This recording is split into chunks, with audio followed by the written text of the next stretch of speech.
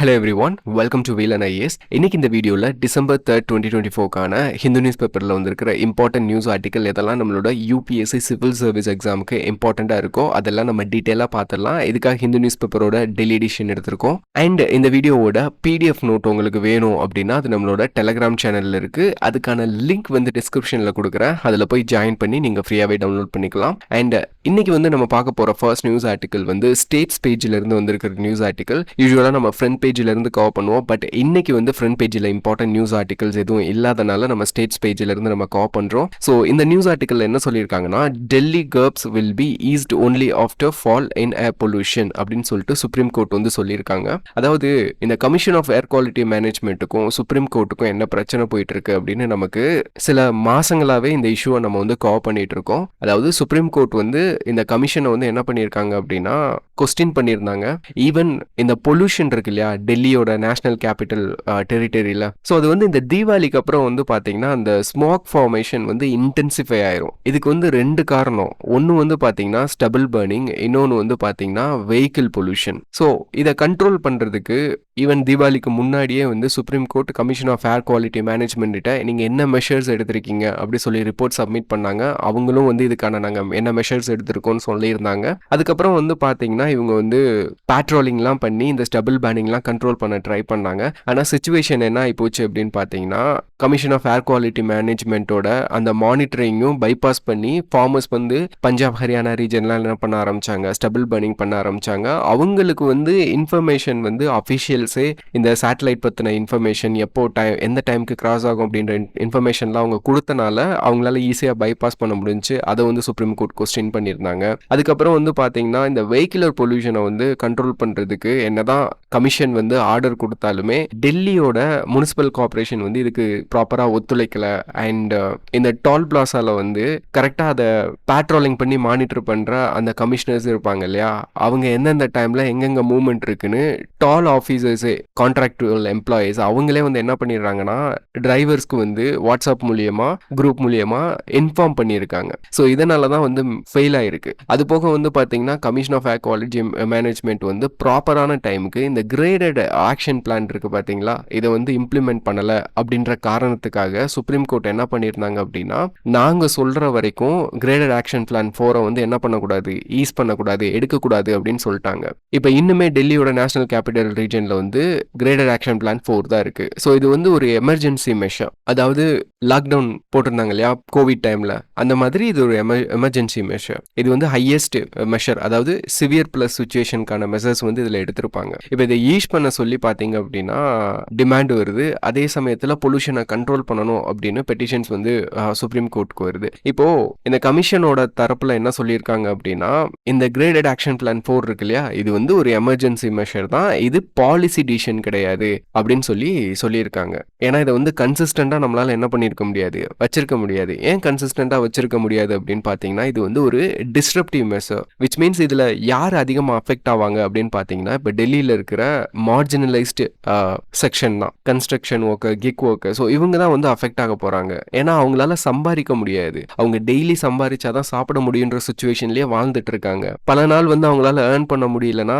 இது வந்து பயங்கர டிஸ்ட்ரப்டிவா இருக்கும் அவங்களோட லைஃப்ல. இது போக வந்து பாத்தீங்கன்னா பஞ்சாப் ஹரியானா டெல்லி கவர்மெண்ட்ஸ்க்கு எல்லாம் என்ன மேண்டேட்டட் இருக்கு அப்படின்னு பாத்தீங்கன்னா, இந்த ரிலீஃப் மெஷரா அவங்களுக்கு வந்து பாத்தீங்கன்னா காம்பன்சேஷன் வந்து கொடுக்கணும். இந்த கவர்மெண்ட்ஸ் வந்து அதை கொடுக்க மாட்டாங்க. அதையுமே சுப்ரீம் கோர்ட் வந்து கொஸ்டின் கேட்டிருக்காங்க. ஸோ ஓவராலா என்ன அப்படின்னா இது டிஸ்ரப்டிவ் அப்படின்னு சொல்லிட்டு கமிஷன் வந்து என்ன கேட்டிருக்காங்கன்னா, இந்த சுப்ரீம் கோர்ட்டோட மேண்டேட்டை வந்து ஈஸ் பண்ண சொல்லியிருக்காங்க. பட் சுப்ரீம் கோர்ட் வந்து என்ன சொல்லியிருக்காங்கன்னா, இல்ல கன்சிஸ்டண்டா எங்களுக்கு வந்து பொல்யூஷன் என்ன ஆகணும், டவுன்வர்டு போனாதான் நாங்க வந்து என்ன பண்ணுவோம், இந்த ரிலீஃப் மெஷரை வந்து நாங்க கொண்டு வருவோம் அப்படின்னு சொல்லிட்டாங்க. அதுக்கப்புறம் December 5 வந்து ஹியரிங் வச்சிருக்காங்க.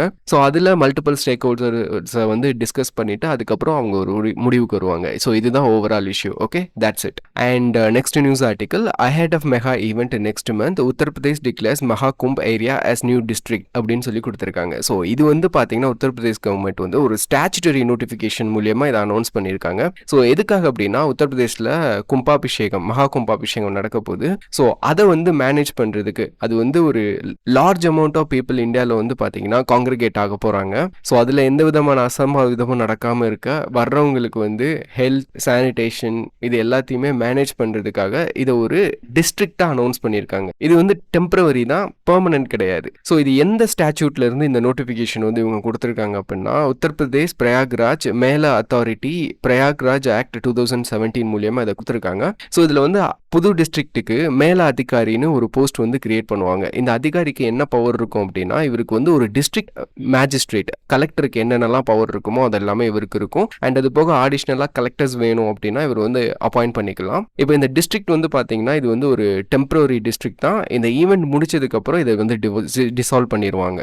ஓகே, இதில் நமக்கு எப்படி இந்த டாபிக் வந்து எக்ஸாமுக்கு யூஸ் ஆகும் அப்படின்னா, இது நமக்கு வந்து என்ன பெர்ஸ்பெக்டிவ் கொடுக்குது அப்படின்னா, நம்மளோட கவர்னன்ஸ் டாபிக் இருக்குது இல்லையா, அதில் இப்போ மாடர்ன் கவர்னன்ஸ் வந்து எப்படி இந்த மாதிரி லார்ஜ் ஸ்கேல் இவெண்ட்டை வந்து மேனேஜ் பண்ணுறதுக்கு அடாப்ட் ஆகிட்டு இருக்கு அப்படின்றதுக்கு இது வந்து ஒரு எக்ஸாம்பிள். ஓகே, இது பெருசாக நீங்கள் டீட்டெயிலாக பார்க்கணும்னு அவசியம் இல்லை. இன்கேஸ் நம்மளோட கவர்னன்ஸோட எவல்யூஷன் பற்றியோ இல்லை மாடர்ன் கவர்னன்ஸ் பற்றியோ உங்களுக்கு ஏதாவது ஒரு கொஸ்டின் கேட்குறாங்க அப்படின்னா, you can give it as a point. Okay, that's it. And இந்த கும்பமேளா பற்றி சில பேசிக் இன்ஃபர்மேஷன் வந்து கொடுத்துறேன். ஸோ கும்பமேளா வந்து பார்த்தீங்கன்னா இது வந்து ஒரு ஹிந்து பில்கிரிமேஜ் ஃபெஸ்டிவல். இந்தியாவில் வந்து பார்த்தீங்கன்னா 12 இயர்ஸ் ஒன்ஸ் வந்து பார்த்தீங்கன்னா இந்த கும்பமேளா வந்து நடக்கும் அட் 4 டிஃப்ரெண்ட் பிளேசஸ். இப்போ இது நடக்கிறது வந்து பார்த்தீங்கன்னா பிரயாக்ராஜில் உத்தரப்பிரதேஷில் நடக்க போகுது.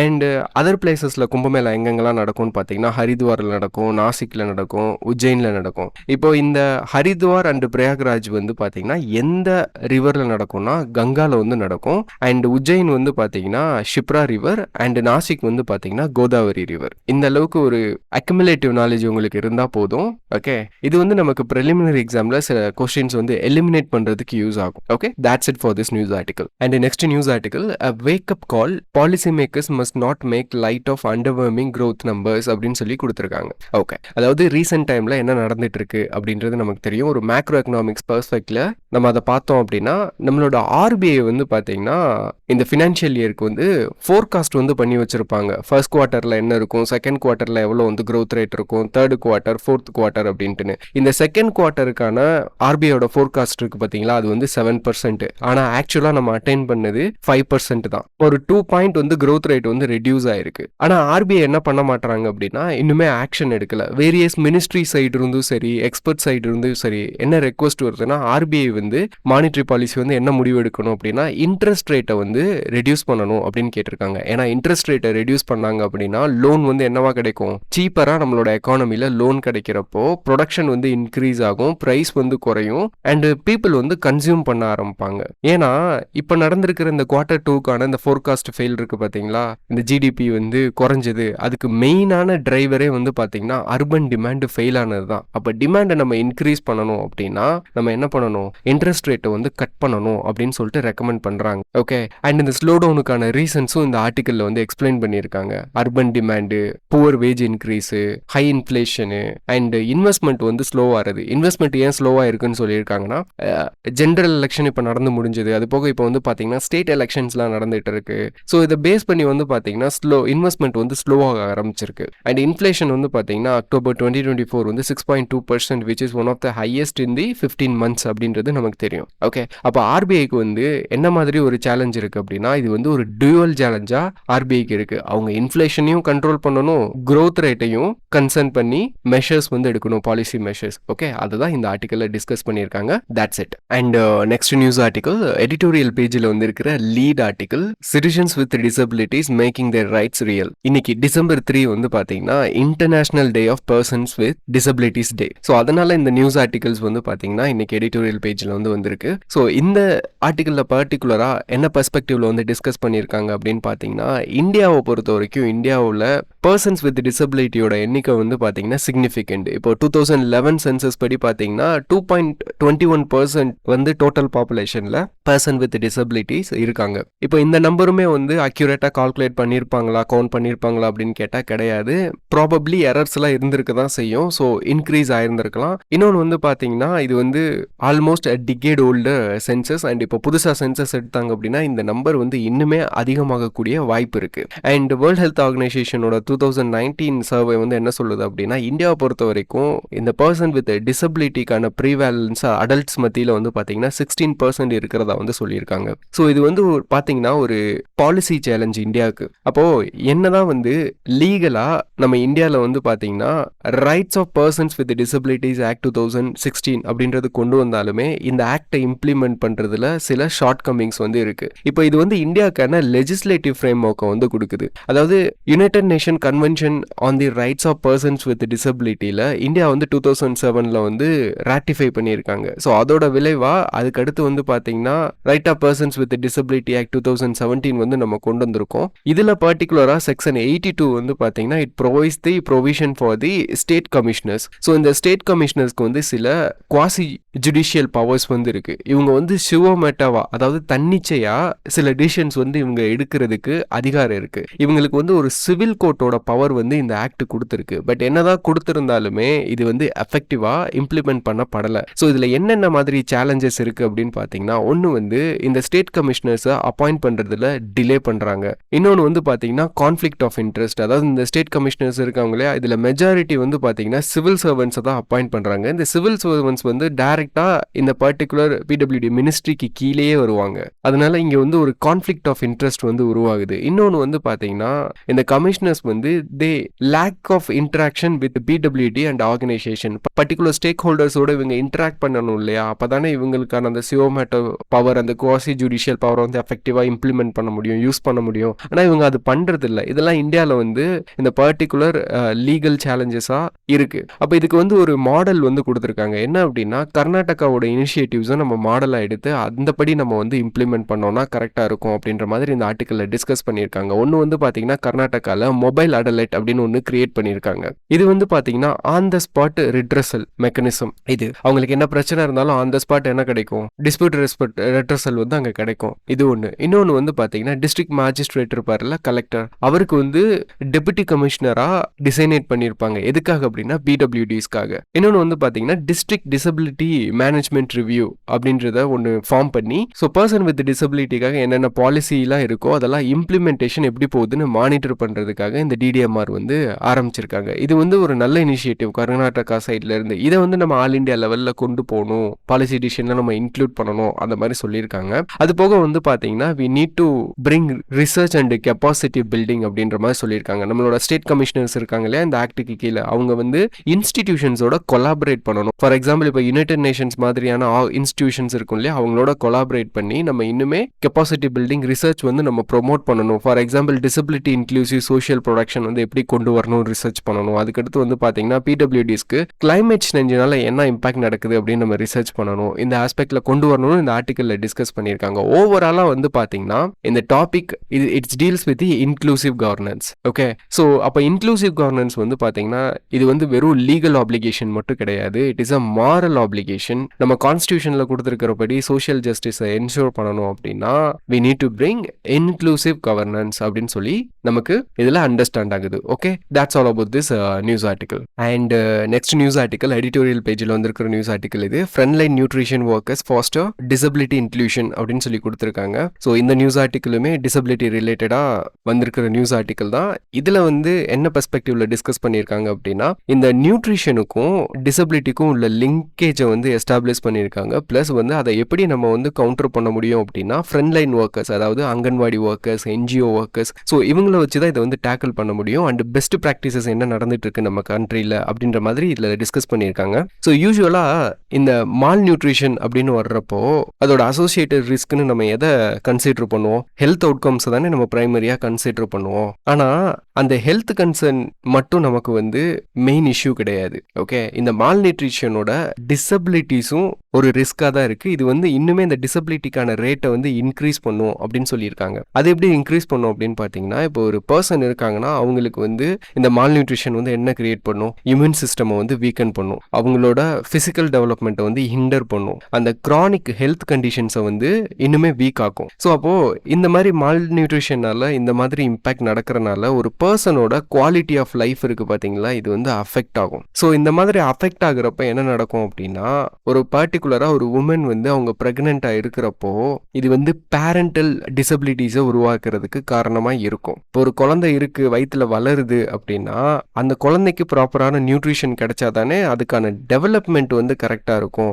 மதரே வந்து மால் நியூட்ரிஷனால இதனால அஃபெக்ட் ஆகிருக்கிறப்போ அந்த குழந்தை எப்படி டெவலப் ஆகும். ஸோ இதை தான் வந்து பார்த்தீங்கன்னா பேரண்டல் டிசபிலிட்டின்னு சொல்லுவாங்க. ஃபார் எக்ஸாம்பிள் இப்போ மதருக்கு வந்து விட்டமின் ஏ குறைபாடு இருந்துச்சுன்னா அந்த குழந்தை வந்து பிளைண்ட்னஸோட பிறக்கிறதுக்கு வாய்ப்பு அதிகமாக இருக்குது. இன்னுமே இவங்களுக்கு சில டவுன் சிண்ட்ரோம், செரபுலர் எபிலெப்சி இந்த மாதிரி டிசார்டர்ஸ் இருந்தாலுமே அது இன்னுமே இந்த கண்டிஷனை அக்ரிவேட்டாக பண்ணோம். அவங்களுக்கு இன்னும் நம்ம அட்டென்ஷன் கொடுக்கணும். ஓகே, அப்போது இந்த நியூஸ் ஆர்டிக்கலில் மால் நியூட்ரிஷனுக்கும் டிசபிலிட்டிக்கும் கனெக்ஷன் இருக்குது அப்படின்றத எஸ்டாப்ளிஷ் பண்ணுறாங்க. ஓகே, அப்போது இது கவுண்டர் பண்ணுறதுக்கு நம்ம இந்தியாவில் என்ன மாதிரி மெஷர்ஸ் எடுத்திருக்கோம் அப்படின்னு ஒரு பெர்ஸ்பெக்டிவ்ல பார்த்தோம் அப்படின்னா, ministry of woman and child development 2023 என்ன பண்ணுறாங்கன்னா anganwadi protocol for Divyang childrens அப்படின்னு சொல்லிட்டு ஒரு நேஷனல் கைட்லைன்ஸ் வந்து இஷ்யூ பண்ணுறாங்க. இந்த கைட்லைன்ஸில் என்ன எம்பசைஸ் பண்ணியிருக்காங்க அப்படின்னா, இந்த பேரண்டல் டிசபிலிட்டிக்கான அறிகுறி வர்றப்பவே நம்ம ஏர்லியாகவே அந்த டிசபிலிட்டியை என்ன பண்ணணும், ஐடென்டிஃபை பண்ணணும் அப்படின்னு சொல்லிட்டு இந்த கைட்லைன்ஸ் வந்து கொடுத்துருக்காங்க. அண்ட் இதில் வந்து பார்த்தீங்கன்னா போஷன் ட்ராக்கர் அப்படி சொல்லிட்டு ஒன்று வந்து இம்ப்ளிமெண்ட் பண்ணியிருப்பாங்க. இது எதுக்காக அப்படின்னா டெவலப்மெண்டல் மைல்ஸ்டோன், அதாவது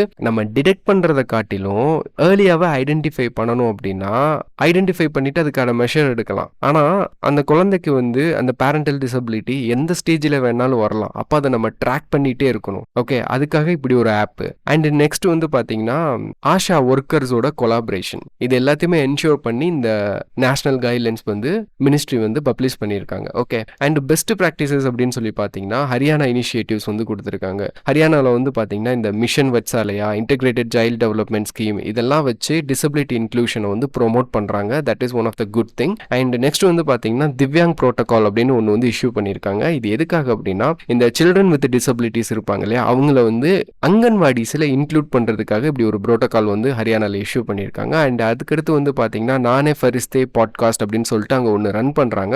ஏன்னா இந்த நியூட்ரிஷனல் டெஃபிஷியன்சி, இந்த ஏர்லி டிடெக்ஷன், இது எல்லாமே it depends on the awareness. Okay, அப்போ கம்யூனிட்டி வந்து நம்ம இது ரிலேட்டடாக எஜுகேட் பண்ணணும் அப்படின்னு ஒரு பாட்காஸ்ட் கூட அங்கே ரன் பண்ணியிருக்காங்க. இதை பெஸ்ட் ப்ராக்டிசஸாக சொல்கிறாங்க. ஓகே, அண்ட் நெக்ஸ்ட் வந்து இந்த ஓவரால் இதில் நமக்கு வந்து என்ன தெரியுது அப்படின்னா அங்கன்வாடி ஒர்க்கர்ஸோட ரோல் வந்து ரொம்ப கிரிட்டிக்கலாக இருக்குது. ஏன்னா அதாவது இந்த person with disability and disability identification and அந்த ஐடென்டிஃபை பண்ணப்பட்ட பர்சனையும் கவர்மெண்ட் ஸ்கீம்ஸ்லாக்கு அவங்களுக்கு கிடைக்க வேண்டிய அந்த ப்ராப்பரான ரெனுமரேஷன்ஸ், அந்த பெனிஃபிட்ஸ் எல்லாத்தையுமே கிடைக்க வைக்கிறதுக்கான ஒரு கனெக்டிங் பாயிண்ட் தான் இந்த அங்கன்வாடி ஒர்க்கர்ஸ். ஸோ அந்த ஆஸ்பெக்டில் தான் இதை டிஸ்கஸ் பண்ணியிருக்காங்க. அண்ட் நெக்ஸ்ட் வந்து ஓவராலாக நமக்கு என்ன தேவை நம்ம கண்ட்ரியில் அப்படின்னு இதில் சொல்லியிருக்காங்க அப்படின்னு பார்த்தீங்கன்னா, ஃபர்ஸ்ட் வந்து ஏர்லி இன்டர்வென்ஷன்ஸ் வந்து நம்ம கொண்டு வரணும். அப்புறம் வந்து மெடிக்கல் தெரப்பி வந்து அக்சசபிளாக மாற்றணும். சப்போர்ட்டிவ் சர்வீசஸ் வந்து கொண்டு வரணும். தெரபிஸ்ட் வந்து இன்னுமே ட்ரெயின்டு தெரபிஸ்ட் வந்து நம்ம கண்ட்ரியில் இன்க்ரீஸ் ஆகணும். ஸ்கூல்ஸ் வந்து டிசபிள்டு சில்ட்ரன்ஸ்க்கு ஏற்ற மாதிரி அக்சசபிளாக மாற்றணும். அவங்களுக்கு இன்னுமே இன்னோவேட்டிவாக அசிஸ்டிவ் டிவைசஸ் வந்து நம்ம டெவலப் பண்ணி கொண்டு வரணும். அண்ட் அது போக வந்து பார்த்தீங்கன்னா இந்த நியூட்ரிஷனை பொறுத்த வரைக்கும் டெய்லர்டு நியூட்ரிஷனல் வெல்பீயிங் ப்ராக்டிஸ் வந்து நம்ம ஸ்கூல்ஸில் அண்ட் ஹோம்லலாம் நம்ம ப்ராக்டிஸ் பண்ண வைக்கணும். ஸோ இந்த மாதிரி நீட்ஸ் எல்லாம் இந்த ஆர்டிக்கலில் சொல்லியிருக்காங்க. ஸோ ஓவராலாக இதில் வந்து பார்த்தீங்கன்னா நமக்கு வந்து இப்போ ப்ரிலிம்ஸ் அப்படின்னு எடுத்துட்டிங்க அப்படின்னா மிஷன் வட்சாலையா, ஐசிடிஎஸ், போஷான் ட்ராக்கர், இதை பற்றி கொஞ்சம் டீட்டெயிலாக பார்த்து வச்சுக்கோங்க. ஏன்னா ஹை சான்ஸ் இது வந்து கேட்குறதுக்கு. ஓகே, அண்ட் GS2ல எடுத்துட்டிங்கன்னா role of NGO and community workers in inclusion. Okay, இந்த மாதிரி நீங்கள் இன்க்ளூட் பண்ணிக்கலாம். GS பேப்பர் 3ல பார்த்தீங்கன்னா பாவர்ட்டி அண்ட் இன்க்ளூசிவ் டெவலப்மெண்ட் டாப்பிக்கில் நீங்கள் இதை வந்து சேர்த்துக்கலாம். ஓகே, அது போக எத்திக்ஸில் ஆஸ் யூஷுவல் எப்படி வேணாலும் கேட்கலாம். எத்திக்ஸ்லேயும் கவர்னர் ஆஸ்பெக்டில் கேட்கலாம், இல்லை சோஷியல் ஆஸ்பெக்டில் கேட்கலாம். ஓகே, இதுக்கேற்றாப்புல நம்ம ப்ரிப்பேர் பண்ணி வச்சுக்கிட்டோம்னா கரெக்டாக இருக்கும். Okay, that's all about this news article. And next news article, Putin to visit India early next year to attend annual summit அப்படின்னு சொல்லி கொடுத்துருக்காங்க. ஸோ மாஸ்கோவோட அஃபிஷியல்ஸ் வந்து இதை கன்ஃபார்ம் பண்ணியிருக்காங்க. புட்டின் வந்து ஏர்லியா அனுவல் சம்மிட்காக இந்தியாவுக்கு வருவார் அப்படின்னு சொல்லிட்டு. இன்னும் டேட் வந்து கன்ஃபார்ம் பண்ணல, பட் ஏர்லியாவே வந்துருவார் அப்படின்னு சொல்லியிருக்காங்க. ஸோ அப்படி ஏர்லியாவே வந்துட்டாரு அப்படின்னா அனுவல் சம்மிட் வந்து பார்த்தீங்கன்னா 2023க்கானது, அதாவது 22nd India Russia annual summit வந்து ஜூலைல தான் நடந்து முடிஞ்சு. அப்போ அந்த 22க்கான அனுவல் சம்மிட்டுக்கும் 23க்கான அந்த டைம் கேப் இருக்கு பார்த்தீங்களா, இது வந்து ரொம்ப ஷார்ட்டான கேப்பாக இருக்கும். அப்போ இந்த அளவுக்கு உடனே இந்த மீட்டிங்கை வந்து நடத்துறாங்க கேப் கம்மியான கேப்லயே அப்படின்னா இது என்ன வந்து நமக்கு சிக்னிஃபை பண்ணுது அப்படின்னா, ரெண்டு கண்ட்ரியுமே they have a desire to accelerate their bilateral engagement அப்படின்றது தான் அர்த்தம். அப்போ இதோட இம்ப்ளிகேஷன்ஸ் என்ன அப்படின்னு சொல்லி பார்த்தீங்கன்னா, இந்த மீட்டிங்கோட இம்ப்ளிகேஷன்ஸ் என்ன அப்படின்னு பார்த்தீங்கன்னா, இப்போ ரீசெண்டாக என்ன நடந்துட்டு இருக்குன்னு நமக்கு தெரியும். ஒரு சைடு வந்து டொனால்ட் ட்ரம்ப் வந்து என்ன பண்றாரு, இன்டிமிடேட் பண்றாரு கண்ட்ரிஸை. எங்களோட US டாலரை வந்து நீங்க அண்டர்மைன் பண்ண பார்த்தீங்க அப்படின்னா அதுக்கான இம்ப்ளிகேஷன்ஸை நீங்க வந்து ஃபேஸ் பண்ணி ஆகணும், கான்சிக்வன்சஸ் அப்படின்னு சொல்லியிருக்காரு. ஆனா இந்தியாவுக்கும் யூஎஸ்ஏக்கும் பார்த்தீங்க அப்படின்னா பெருசா வந்து பைலேட்டரல் டிஸ்என்கேஜ்மெண்ட்லாம் நடக்கல. ஸ்மூத்தா தான் போயிட்டு இருக்கு. அண்ட் இன்னொரு பக்கத்துல வந்து பாத்தீங்கன்னா நம்ம சைனா கூட என்ன பண்ணிட்டு இருக்கோம், எல்ஐசி அதாவது லைன் ஆஃப் ஆக்சுவல் கண்ட்ரோல்ல டிஸ்என்கேஜ்மெண்ட் அக்ரிமெண்ட் போட்டு நம்ம என்னது கோஆர்டினேட்டட் பார்டர் பேட்ரோலுக்குலாம் இனிஷியேட் பண்ணியிருக்கோம். நம்மளோட டிஃபென்ஸ் மினிஸ்டர்ஸ் வந்து மீட் பண்ணியிருக்காங்க. ஸோ அந்த மாதிரி ஒரு பாசிட்டிவ் ட்ரெண்ட்ல போகுது. அதே மாதிரி இப்போ India and Russia annual summit வந்து இந்த ஷார்ட்டரான டைம் பீரியட் இந்த கேப்ல நடக்கிறது வந்து பாத்தீங்கன்னா ரஷ்யா கூட நம்ம க்ளோஸ் ஆகிறத சிக்னிஃபை பண்ணுது. ஸோ அப்போ இந்த இம்ப்ளிகேஷன்ஸோட நம்மளோட இந்தியாவோட ஸ்டாண்ட்ஸ் நமக்கு என்னன்னு தெரியுது அப்படின்னா, India is trying to get strategic autonomy. Strategic அட்டானமினா என்னன்னா, இப்போ நான் வந்து ஏதாவது ஒரு கண்ட்ரியோட நான் வந்து ஒரு நல்ல ரிலேஷன்ஷிப் வந்து மெயின்டைன் பண்றேன்னு வச்சுக்கோங்களேன். இப்போ இந்த கண்ட்ரிக்கும் பிரச்சனை அப்படின்னா என்னை ஆட்டோமேட்டிக்கா இந்த கண்ட்ரிக்கு சப்போர்ட் பண்ற மாதிரி ட்ராக் பண்ணி கொண்டு வருவாங்க. அப்போ எனக்கு வந்து ஸ்ட்ராட்டஜிக்கா டிசிஷன் எடுக்கக்கூடிய அந்த ஒரு அட்டானமி வந்து நம்ம கண்ட்ரிக்கு நம்ம கவர்மெண்ட்க்கு வந்து இல்லாம போயிடும். அப்போ இந்த ஸ்ட்ராட்டஜிக் அட்டானமியை வந்து நம்ம மெயின்டைன் பண்ணணும்னா என்ன பண்ணணும், we have to balance between those countries. So இது வந்து நம்மளோட டிப்ளமசியோட மெச்சூரிட்டியை வந்து இது வந்து காட்டுது. ஓகே, ஸோ இந்த அளவுக்கு இந்த இஷ்யூல உங்களுக்கு ஓரளவுக்கு ஒரு பேசிக் அண்டர்ஸ்டாண்டிங் இருந்தால் போதும், லிங்க் பண்ண தெரிஞ்சா போதும். ஓகே, இன்னுமே இது ரிலேட்டடாக வந்து பார்த்தீங்கன்னா ஆர்டிகல்ஸ்லாம் வரதான் போகுது, எடிட்டோரியலில் வரலாம். ஸோ அது வர்றப்ப நம்ம இன்னுமே டீட்டெயிலாக பார்க்கலாம். Okay, that's all about this news article. Next news article, Oxford study lauds Pragati system for fast tracking projects அப்படின்னு சொல்லி கொடுத்துருக்காங்க. ஃபர்ஸ்ட் வந்து நமக்கு பிரகதினா என்னன்னு தெரியணும். ஸோ பிரகதி அப்படின்றது வந்து பார்த்தீங்கன்னா ஒரு மல்டி மோடல் பிளாட்ஃபார்ம். ஸோ இதில் வந்து பார்த்தீங்கன்னா conferencing system and drones, spatial data, so இந்த மாதிரி ஒரு மல்டி மோடல் பிளாட்ஃபார்ம். ஸோ இது எதுக்காக இந்த பிரகதி வந்து ஆரம்பிச்சாங்க அப்படின்னு பார்த்தீங்கன்னா, எஸ்பெஷலி நம்மளோட பிரைம் மினிஸ்டர் இருக்கார் இல்லையா, அவர் வந்து சென்ட்ரல் கவர்மெண்ட் அண்ட் ஸ்டேட் அஃபிஷியல்ஸோட அவர் வந்து டிஸ்கஸ் பண்ணி இந்த கவர்மெண்ட் ப்ராஜெக்ட்ஸ் இருக்கு இல்லையா, எஸ்பெஷலி இன்ஃப்ரா ப்ராஜெக்ட்ஸ், அதை வந்து ஃபாஸ்ட் ட்ராக்காக நம்ம முடிக்கிறதுக்கு கான்ஃபரன்ஸில் பேசுவாங்க, என்ன ஸ்டேட்டஸில் இருக்குது அப்படின்னு தெரிஞ்சுக்குவாங்க. இது வந்து பார்த்தீங்கன்னா ப்ரோஆக்டிவ் கவர்னன்ஸை வந்து ப்ரொமோட் பண்ணுறதுக்கான ஒரு initiative with use of information and communication technology, அதுதான் பிரகதி. ஓகே, இது வந்து ஒரு இன்னோவேட்டிவ் யூ கவர்னன்ஸ் ப்ராஜெக்ட். இதில் வந்து பிஎம்ஓ ஆஃபீஸ், யூனியன் கவர்மெண்ட்டோட செக்ரட்டரிஸ் அண்ட் ஸ்டேட் கவர்மெண்ட்டோட சீஃப் செக்ரட்டரிஸ் இதில் வந்து பார்ட்டிசிபேட் பண்ணுவாங்க. பார்ட்டிசிபேட் பண்ணி நம்மளோட பிரைம் மினிஸ்டருக்கு என்ன பண்ணுவாங்கன்னா, ஒரு இன்ஃப்ரா ப்ராஜெக்டோட ஸ்டேட்டஸ் எப்படி இருக்குது அப்படின்றத கான்ஃபரன்ஸில் டிஸ்கஸ் பண்ணுவாங்க. ப்ளஸ் வந்து லைவாக ட்ரோன் ஷாட்ஸ் மூலியமா அங்கே வந்து எந்த அளவுக்கு ப்ராஜெக்ட் டெவலப் ஆயிருக்கு அப்படின்னு சொல்லி டிஸ்கஸ் பண்ணுவாங்க. இப்போ இதில் வந்து பார்த்தீங்கன்னா ஆக்ஸ்போர்ட் வந்து என்ன பண்ணியிருக்காங்கன்னா, இதை வந்து ப்ரைஸ் பண்ணியிருக்காங்க இந்த பிரகதியை. எதுலனா ஆக்ஸ்போர்ட் வந்து ரீசெண்டாக ஒரு ஸ்டடி பண்ணியிருக்காங்க. அதோட டைட்டில் வந்து from gridlock to growth, how leadership enables India's Pragati ecosystem to power progress அப்படின்னு சொல்லி கொடுத்துருக்காங்க. இந்த ரிப்போர்ட்ல என்ன சொல்லியிருக்காங்கன்னா, ஆல்மோஸ்ட் 340 இன்ஃப்ரா ப்ராஜெக்ட்ஸ் வந்து அக்சலரேட் ஆயிருக்கு. அதில் ஆர்பிஐக்கான டேட்டாவும் கொடுத்துருக்காங்க. அதாவது இந்தியன் கவர்மெண்ட் வந்து இன்ஃப்ரா ப்ராஜெக்ட்ல ஸ்பெண்ட் பண்ற எவ்ரி 1 ரூபி இருக்கு பாத்தீங்களா, இது வந்து இன் ரிட்டர்ன் அவங்களுக்கு 2.5 rupees to 3.5 rupees வந்து கொடுக்கறதா சொல்லியிருக்காங்க. ஓகே, ஸோ அதோட இது வந்து பாத்தீங்கன்னா இந்த ப்ராஜெக்டோட எக்கனாமிக் இம்பாக்ட். அப்போ இந்த ரிப்போர்ட்டில் என்ன சொல்லியிருக்காங்கன்னா, இந்த மிடில் இன்கம் கண்ட்ரிஸ் இருப்பாங்க இல்லையா, அவங்க மிடில் இன்கம் ட்ராப்பில் வந்து மாட்டிட்டு இருப்பாங்க. அந்த மாதிரி கண்ட்ரீஸ்க்குலாம் இந்த மாதிரி பிரகதி மாதிரியான ஒரு இன்னோவேட்டிவ் இ கவர்னன்ஸ் ப்ராஜெக்ட் வந்து ஒரு சொல்யூஷனாக இருக்கும் அப்படின்னு சொல்லிட்டு அந்த ரிப்போர்ட்டில் வந்து சொல்லியிருக்காங்க. அதை தான் இந்த நியூஸ் ஆர்டிக்கலில் கொடுத்துருக்காங்க. Okay, that's all about this news article. So இன்றைக்கி வந்து ஓரளவுக்கு நம்ம இம்பார்ட்டன்ட் நியூஸ் ஆர்டிக்கல்லாம் நம்ம கவர் பண்ணியாச்சு. இதோட இந்த வீடியோவை நம்ம முடிச்சுக்கலாம். உங்களுக்கு ஏதாவது டவுட் இருந்ததுன்னா கமெண்ட் செக்ஷனில் கமெண்ட் பண்ணுங்கள், உங்களுக்கு நான் ரிப்ளை பண்ணுறேன். ஓகே, தேங்க்ஸ் ஃபார் வாட்சிங் திஸ் வீடியோ கைஸ்.